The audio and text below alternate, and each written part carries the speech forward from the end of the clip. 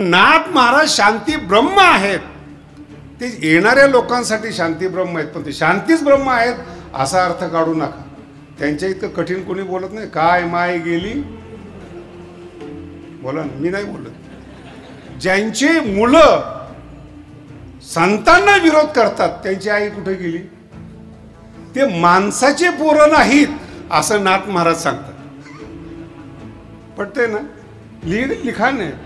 माणसाचे पोरं नाही आहेत ते. माणसापासून जन्माला तुकोबरा याच्यापेक्षा पुढे जाऊन बोलतात. माझा अर्थ वेगळा आहे.